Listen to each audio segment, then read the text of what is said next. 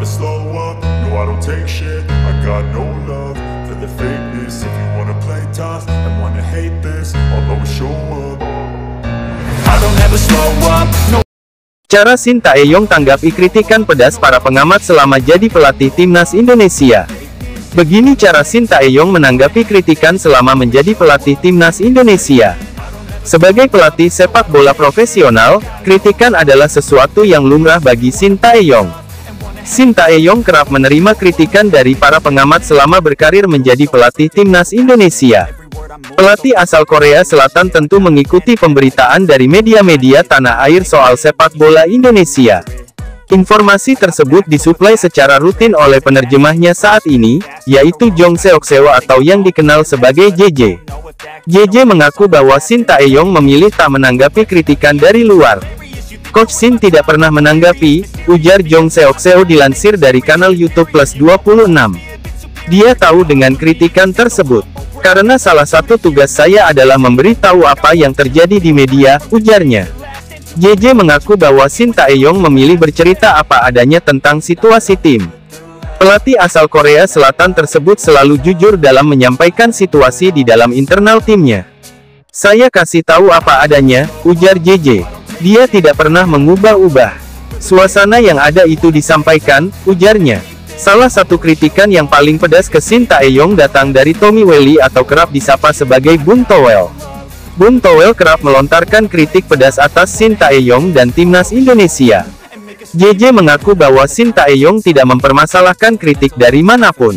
Dia kan salah satu pengamat ya, ujar JJ. Ya dia berhak bicara apapun. Soal mau terima, mendengarnya, atau bicara balik soal itu, kembali ke masing-masing pihak yang dikritik, ujarnya.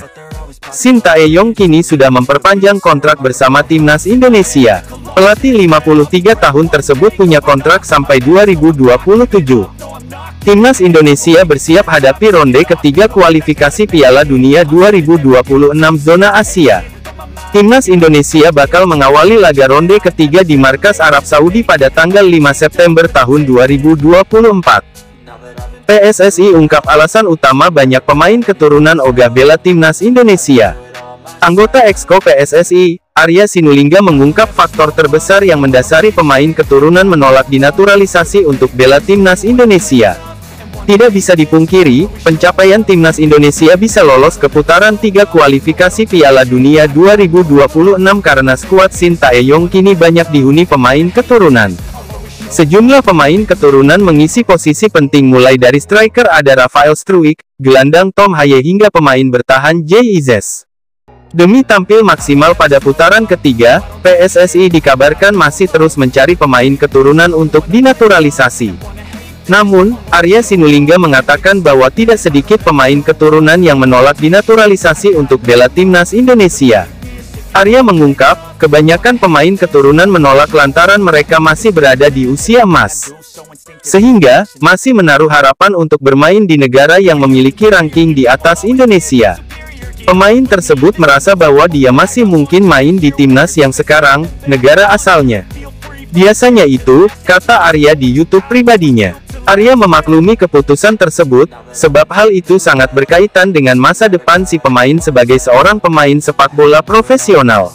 Jadi mereka itu penuh pertimbangan. Kalau saya pindah ke Indonesia, sampai kapanpun saya tidak bisa main lagi di sini, negara asalnya. Itu pertimbangan berat bagi mereka.